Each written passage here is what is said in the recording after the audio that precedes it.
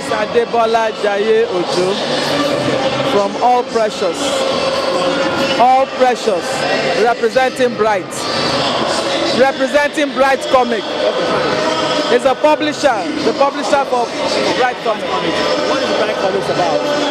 Well, Bright Comic is about edutainment. Entertaining the child as well as educating the child. Bright Comic is about not just making the Bible stories come alive. It's also about helping to build the positive character in the child. Take for instance, we have three major segments in Bright Comic. We have what we call Bible Sat, simply saying the short form of Bible Satellite, where the Bible stories is told in a language that the child will understand, not in any version as in King James version, NIV version, but let me say in the Bright version, that the child can, that's why we said it's making the Bible stories come alive. Now we also have a segment called the Alabasters. The Alabasters, of course, you see the characters in form of pots, you know, trying to say that as human beings we are created by God in form of, from clay pots, and now we have characters. Money, we have characters that we want to project, so that these characters, just like children are fond of Ben 10 or Dora, we are coming up with our own characters that the children can see that, you know, through them they can learn good character. Take for instance, talk about forgiveness. When you see these ones, the way it is being played out, it helps a child. I remember the testimony of a young girl, a boy. The mother said he read one of the comics that talks about fear and said, "Mommy, I'm not afraid anymore. I'm not afraid of the dark anymore." Just by what Toka and Mani, you know, did in the Alabasters, what they did, because Alabaster is another family there. So, number one, we also want to make sure that the children, apart from understanding the Bible, bringing it home to their own, you know, to solve their own problems, you know, and helping them to make sure that, because between myself and my husband, we must have gone through maybe 200 comics, but we discovered that that moral thing is missing. So you find children growing up, yes, they went through churches, but the churches didn't go through them. So when they are face to face with the realities of life, they don't know how to play it out. So we want to use this to solve that problem. Then apart from that, we have what we call the Paizo page. It's a Hebrew word for fun. And we have quite a number of interesting games that can task their mental mind.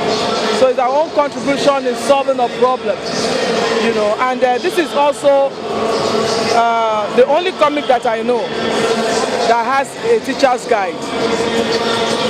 Now, each of the comics we have has 6 different teacher's guides.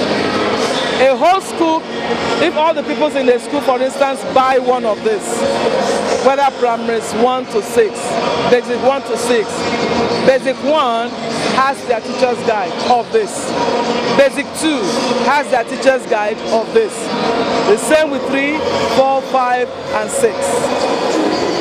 Which means it's not just a fun per se.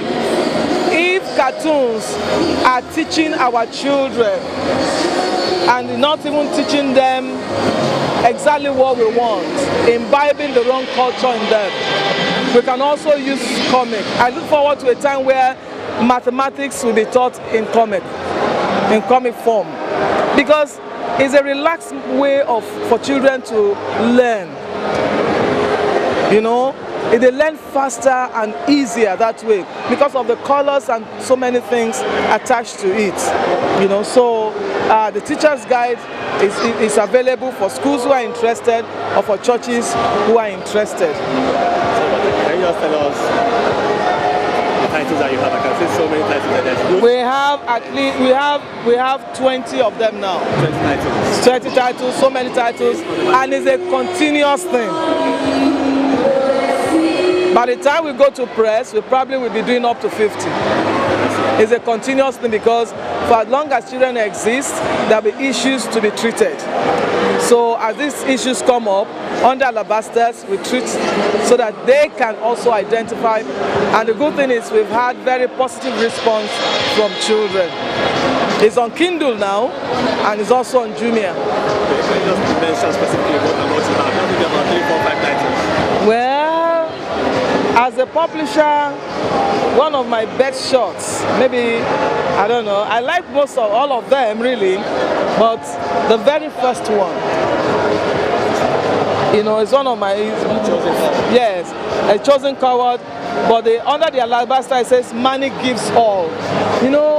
It struck me that even as an adult, I know about giving, but at times I separate myself from this to imagine myself as, a neutral person reading the comic, and I was so